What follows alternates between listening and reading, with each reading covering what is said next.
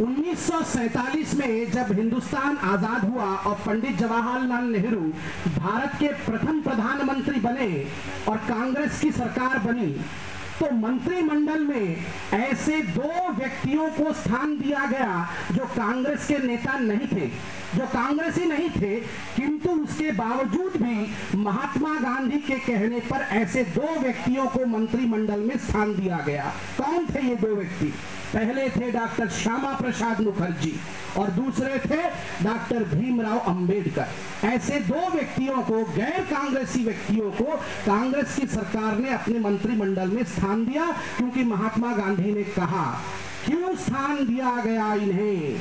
इन्हें इसलिए स्थान दिया गया क्योंकि ये अपने विचार के कद्दावर नेता थे, ये वैचारिक व्यक्ति थे, इनके विचार से पूरा हिंदुस्तान सहमत था, इसलिए इन्हें मंत्रिमंडल में स्थान दिया गया। तो शिक्षा हमें ग्रहण करनी है। आप किसी भी पार्टी के हो सकते हैं, आप किसी भी मंडल के हो सकते हैं, किंतु यदि आपके विचारों में दम है, यदि आप देश के प्रति समर्पित हैं, तो आपको उचित स्थान देने से कोई भी नहीं रोक सकता है। आपको विपक्षी दल भी झुककर प्रणाम करेगा यदि आप राष्ट्र के प्रति समर्पित हैं। ये पहली शिक्षा हमें ग्रहण करनी है। दूसरी शिक्षा क्या ग्रहण करनी है? दूसरी शिक्षा इन्हीं महानुभाव डॉक्टर श्यामा प्रसाद मुखर्जी से ग्रहण करनी है। डॉक्टर श्यामा प्रसाद मुखर्जी पंडित जवाहरलाल नेहरू के मंत्रिमंडल में तो शामिल हुए, किंतु पूरे कार्यकाल को पूरा नहीं किया। सैद्धांतिक मतभेद हुए और जिस कारण से डॉक्टर श्यामा प्रसाद मुखर्जी मंत्रिमंडल से इस्तीफा देकर, त्याग पत्र देकर निकल गए। कुछ ही समय तक मंत्री रहे। आज कितने लोग इस्तीफा देकर निकलने को तैयार है? मंत्री छोड़ो, छोटी छोटी पद पे हम आसीन हैं, हम अपने पदों को छोड़ने के लिए तैयार नहीं है। याद रखो, सिद्धांत से बड़ा कुछ नहीं, सिंहासन से बड़ा सिद्धांत होता है। जो ये जान जाए कि मेरे सिद्धांत बड़े हैं, सिंहासन बड़ा नहीं है, तो सिद्धांत अपने आप सिंहासन को झुका देगा। सिंहासन अपने आप आपके पास चल के आएगा यदि आपके पास डॉक्टर श्यामा प्रसाद मुखर्जी जैसे सिद्धांत हो तो। इसलिए जहां त्याग पत्र देना है, जहां सिद्धांत की लड़ाई लड़नी है, वहां सिद्धांत के साथ, विचार के साथ खड़ा होना आना चाहिए। तीसरी सीख डॉक्टर श्यामा प्रसाद मुखर्जी के जीवन से।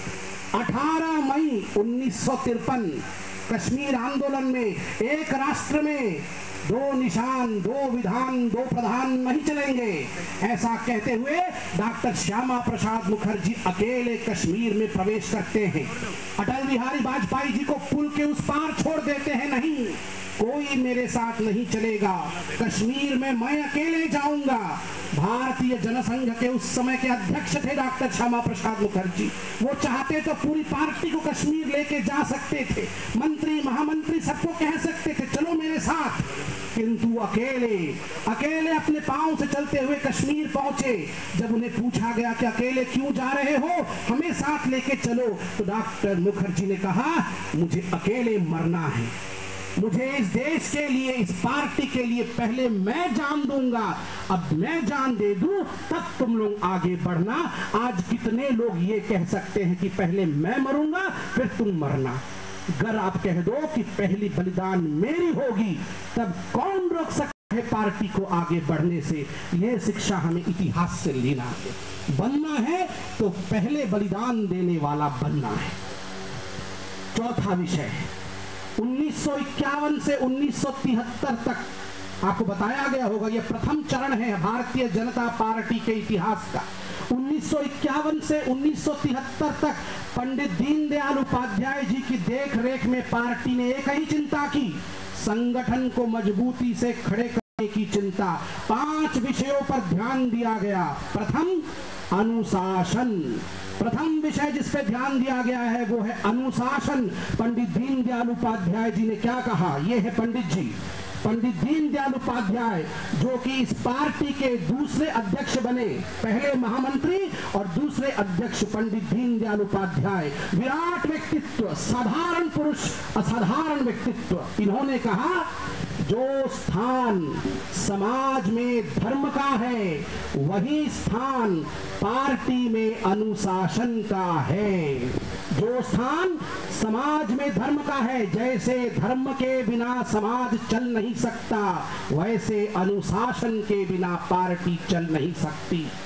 अनुशासन पार्टी का मेरुदंड है। अनुशासन, जिस संगठन में अनुशासन नहीं, वो संगठन आगे नहीं बढ़ सकता है। और आज गर्व के साथ हम कह सकते हैं भारतीय जनता पार्टी एक अनुशासित पार्टी है, अनुशासन के नियमों को पालन करने वाली पार्टी है। हम अपने अंदर झांके, सदैव अनुशासन का पालन करें, तब हमारे जीवन को आगे बढ़ने से कोई नहीं रोक सकता। दूसरा, लोकतंत्र पर ध्यान दिया गया कि यह पार्टी लोकतांत्रिक विषय को लेकर आगे चलेगी। आज हमारे पार्टी के राष्ट्रीय अध्यक्ष नितिन गडकरी जी, उनके पिता का नाम, उनकी माता का नाम कोई नहीं जानता है। एक साधारण समिति अध्यक्ष थे वो, एक समिति अध्यक्ष जो अपने मेहनत, अपने गुण और अपने परिश्रम के बलबूते पर पार्टी का अध्यक्ष भी बन सकता है। पोस्टर चिपकाते थे नितिन गडकरी जी, रिक्शे में लेकर पोस्टर चिपकाते थे, मुनादी करते थे कि आज लाल कृष्ण आडवाणी जी अटल बिहारी वाजपेयी रामलीला मैदान में भाषण करेंगे, सुनने चलो। एक साधारण समिति का अध्यक्ष अंततः पार्टी का निर्णायक नेता बनता है, राष्ट्र का अध्यक्ष बन जाता है। यह एकमात्र ऐसी पार्टी है जहां अध्यक्ष बनने के लिए आपके नाम के आगे कोई गांधी या किसी चीज की आवश्यकता नहीं है। आप में हिम्मत, दम, शक्ति और गुण है तो आपको आगे बढ़ने से कोई नहीं रोक सकता है। बैठे हैं यहाँ मंडल अध्यक्ष, बैठे हैं यहाँ पार्षद, बैठे हैं जिला अध्यक्ष और महामंत्री। ये ऐसे ही नहीं पहुंचे हैं, ये इसलिए नहीं पहुंचे हैं क्योंकि इनके बाप दादा बहुत मजबूत थे। ये अपने गुण, अपने कर्तव्य, अपने जुझारूपन के कारण यहाँ पहुंचे हैं। आप भी यहाँ बैठ सकते हैं। संगठन को साथ लेके चलो, संगठन गढ़े चलो तो आगे आप भी यहाँ बैठ सकते हैं, इससे ऊपर भी पहुंच सकते हैं। यह भारतीय जनता पार्टी की पहचान है। भारतीय जनता पार्टी जोरदार दोनों हाथ ऊपर करके गूंज इस प्रकार की हो कि दूर दूर के गांव के लोग भी सुन सके कि यहाँ भाजपा के कार्यकर्ता एकत्रित हुए हैं। Bharatiya Janata party, Bharatiya Janata party. एक बहुत महत्वपूर्ण शिक्षा रह गया है। 51 से 73 तक का प्रथम चरण था, दूसरा चरण 73 से 80 तक का। दूसरे चरण में इमरजेंसी आपातकाल लगा, इंदिरा गांधी को 77 में चुनाव पुनः कराना पड़ा और भारतीय जनसंघ जनता पार्टी में मिल गई। जनता पार्टी विजयी हुई, इंदिरा गांधी को सत्ता से उतरना पड़ा और जनता पार्टी की सरकार बनी, मोरारजी देसाई प्रधानमंत्री बने। किंतु यह सरकार बहुत दिन चल नहीं पाई। यह धर्म की सरकार, धर्म ध्वज को धारण करने वाली सरकार कुछ दिनों के बाद गिर गई। क्यों गिर गई ये सरकार? धर्म का पतन क्यों हुआ? आपसी कलह, आपसी लड़ाई के कारण हुआ। बंधुओं, एक ही विषय सीखना है, जब घर में लड़ाई हो, जब आपसी कलह हो तो बाहरी दुश्मन की आवश्यकता नहीं है, अपने आप ही खत्म हो जाएंगे, अपने आप ही डूब जाएंगे। इस आपसी कलह को मिटाना है तो कैसे मिटाना है? झुककर मिटाना है। जिसको जीवन में झुकना आ गया, जिसको जीवन में दूसरे के पांव को हाथ लगाना आ गया, उसे आगे बढ़ने से कोई नहीं रोक सकता। झुकना, झुकता कौन है? झुकना तो जीवन की निशानी है। झुकता वो है जिसके पास जीवन है, अकड़ना तो मुर्दों की निशानी है।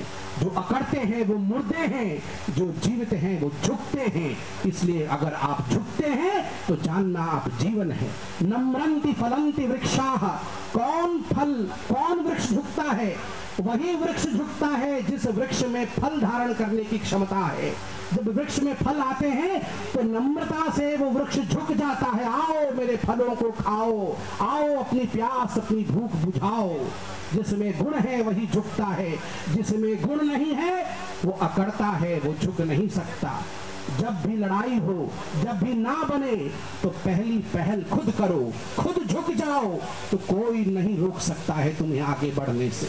और अंतिम सबक जो इतिहास से हमें सीखना है इस पार्टी के, 17 अप्रैल 1999 17 अप्रैल 1999 मात्र एक वोट के कारण हमारी सरकार गिर जाती है। अटल बिहारी वाजपेयी जी की सरकार मात्र एक वोट के कारण 17 अप्रैल 1999 को 1.5 वर्ष लगभग 13 महीने काम करने के पश्चात गिर जाती है। क्या पार्टी चाहती तो एक वोट खरीद नहीं सकती थी? पार्टी चाहती तो 10 वोट खरीद सकती थी। धन की कमी नहीं है पार्टी में, लोगों की कमी नहीं है पार्टी में। किंतु क्या कहा हमारे पार्टी के प्रणेताओं ने? अटल जी ने, आडवाणी जी ने कहा, सरकार जाए तो जाए मगर विचार नहीं छोड़ेंगे। सरकार गिरे तो गिरे मगर सिद्धांतों के साथ किसी प्रकार का खिलवाड़ नहीं होगा। जाए सरकार, छोड़ दे हम सिंहासन, सिंहासन खुद लौट के आएगा। इसलिए सिद्धांत के साथ कभी खिलवाड़ ना हो। ये 5-6 जो सबक थे हमें इतिहास से सीखने चाहिए। इसके साथ हम अपना दूसरा सत्र आरंभ करेंगे। दूसरे सत्र का विषय है संगठन। क्या हमने संगठन को गढ़ा है, किस प्रकार हमने संगठन को खड़ा किया है, उसका मूल्यांकन और आंकलन। जैसा मैंने कहा था कि अनुशासन के साथ हम सब बैठेंगे पंक्तिबद्ध तरीके से। और एक बात ध्यान रखना है, जीवन में सफल कौन होता है? एक व्यक्ति जिसके पास एक ही गुण है वो जीवन में सफल होता है, और वो गुण है एकाग्रता। जहां हो वहां 100% रहने की क्षमता, 100%।